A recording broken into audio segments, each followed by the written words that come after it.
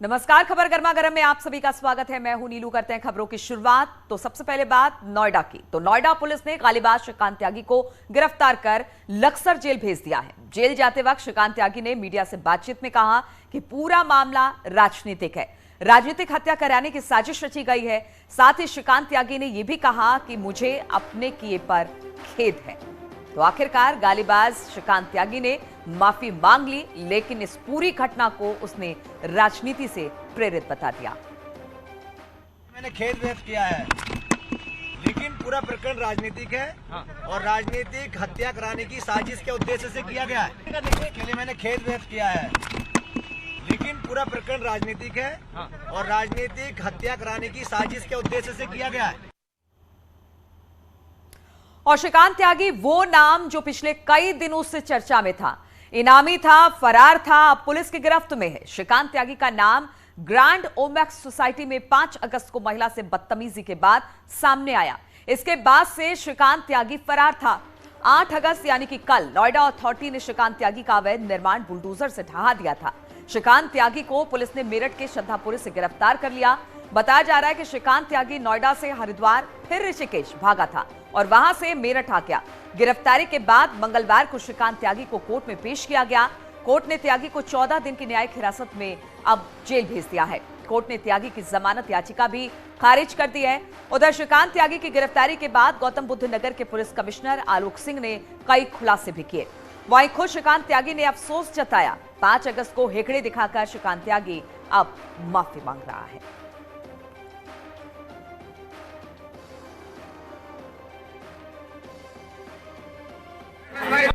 Sticker इसकी गाड़ी पे लगा हुआ है, जो माननीय विधायकगण को मिलता है। उसके बारे में इसने पूछताछ में बताया कि इसके जो पुराने पॉलिटिकल सहयोगी थे श्री स्वामी प्रसाद मौर्य जी, उनके द्वारा वो स्टिकर इसको उपलब्ध कराया गया। और जी अभी इसको वेरीफाई कर रहे हैं, अभी इसको और वेरीफाई कर रहे हैं। ये इसके द्वारा बताया गया है। और इसके अतिरिक्त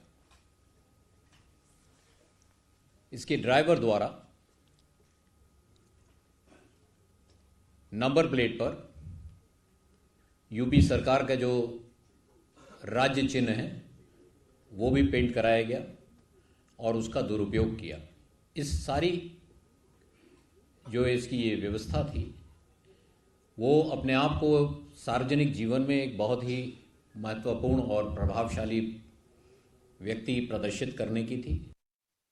इस पूरे गनर की जो प्रावधान है और जो सुरक्षा इसको 2020 तक मिली थी, वो सीमावर्ती जनपद गाजियाबाद से मिली थी। उसके बारे में ऑलरेडी एक हाई लेवल पर इंक्वायरी की जा रही है। और श्रीकांत त्यागी के जेल जाने के बाद वहां की महिलाओं ने खुशी व्यक्त की है और एक्शन पर योगी सरकार को धन्यवाद भी दिया। तो मैं बिल्कुल उनको धन्यवाद करना चाहती हूँ कि आज वो फाइनली अरेस्ट हो गए हैं और सरकार ने हमारी काफ़ी मदद की है और हम रेसिडेंट्स का साथ दिया है। जो कुछ हुआ अच्छा हुआ, थैंक्स कहना चाहेंगे यूपी गवर्नमेंट को।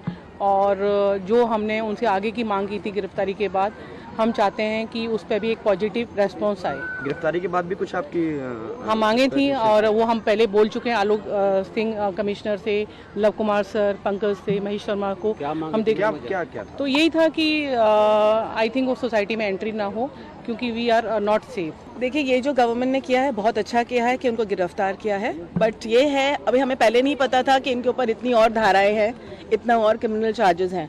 वो होने के बावजूद वो फ्री थे और वो दादागिरी और वो दबंगगिरी कर ही रहे थे यहाँ पर। तो this is one more case उनके अगेंस्ट है।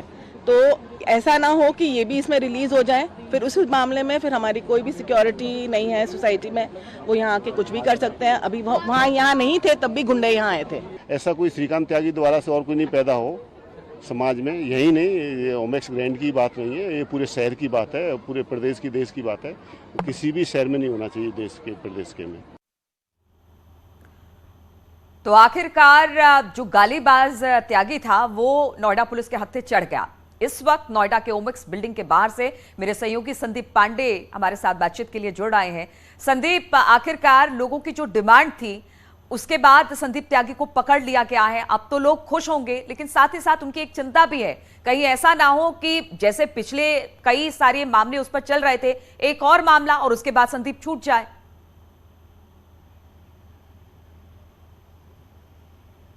देखिए, अभी ग्रैंड ओमेक्स सोसाइटी में सुरक्षा व्यवस्था पूरी तरीके से मजबूत है। पुलिस गेट पर तैनात है, अंदर भी परिवार को सुरक्षा मिली हुई है। इसके अलावा श्रीकांत की मुश्किलें अभी कम होने वाली नहीं है कि अभी भले उनको न्यायिक हिरासत में भेज दिया गया हो, लेकिन पुलिस उनकी कुंडली खंगाल रही है। उनकी आपराधिक घटनाएं जितनी उन्होंने की हैं वो कड़ी से कड़ी जोड़ा जा रहा है और उन पर गैंगस्टर एक्ट के तहत कार्रवाई की गई। साथ ही उनके एक साथी राहुल है, उन पर भी गैंगस्टर लगाया गया है। अब उनकी संपत्तियां जितनी अर्जित की हैं अवैध तरीके से, उस पर कुर्की की कार्रवाई भी की जाए, क्योंकि गैंगस्टर एक्ट में कम से कम 10 साल सजा और संपत्ति की कुर्की का भी प्रावधान है। ऐसे में पुलिस अब संपत्ति कुर्की की ओर बढ़ेगी। साथ ही जो उनके परिजन हैं, चाचा हैं, उनको पिस्टल दिया गया है, उसकी भी लाइसेंस निरस्त की जा सकती है। तो ऐसे में जाहिर है कि पुलिस अब बख्शने वाली नहीं है, उनको रिमांड पर भी ले सकती है और पूछताछ की जा सकती है। श्रीकांत त्यागी पे शासन नजर रखे हुए उन पे क्या कार्रवाई की जा रही है। ऐसे में नोएडा पुलिस श्रीकांत त्यागी पे और सख्त कार्रवाई करने पर विचार कर रही है। बिल्कुल, और श्रीकांत त्यागी को लेकर कमिश्नर भी साफ कर दिया संदीप